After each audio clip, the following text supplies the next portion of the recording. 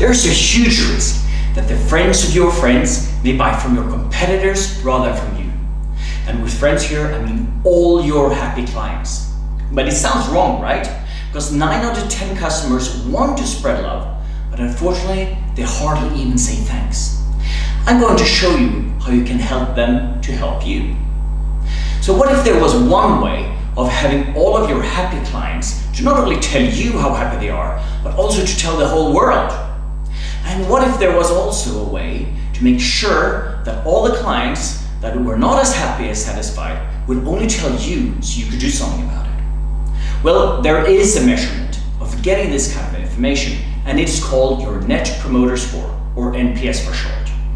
You've probably heard about it, and maybe even tried it, but I've noticed very few uses to its full potential.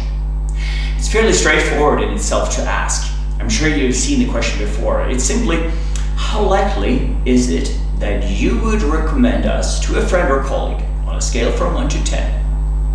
There's a lot of tools that will help you to gather this. And I'm going to show you how you can get it for yourself, and I've even negotiated 40% discount with the company I'm affiliated with if you don't want to roll up your sleeves to do it yourself. So this is much more powerful than you first may think. Because if you're the CEO or the controller, CFO, or sitting on the board, then you absolutely need to know your Net Promoter Score. Sure, you want to have as few of the key performance indicators or KPIs as possible as metrics, and they all need to mean something. But you need to know where you're heading. So after your most important KPI, normally your profitability, comes what makes you grow. And here there's no better metric than client acquisition cost, or CAC, and the Net Promoter Score to see where you're actually heading. And if you're a product manager, you want to know what your clients like about your product, and these specific details that your clients, it's what you're going to further develop upon. And if you're a marketer or sales representative, you also want to know who are your happiest clients so you can get reviews and testimonials for them. That's the only way of getting more of the best marketing available, which also happens to be the most affordable when you do it right, namely your word of mouth.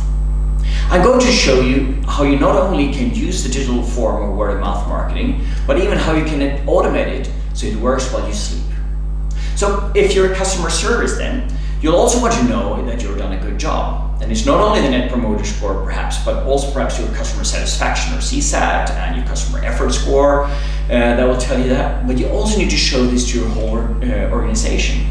Not just to boast about how good of a job you've been doing in customer service, but to show also how sales could get it right, for deliver to get it right, and perhaps your development and production that needs to be involved as well. And at the end of the day, it will be the metric that the CEO and the board will want to see, and the ultimate metric to show that you've done a good job. So for all of these things, you'll simply need to know your Net Promoter Score.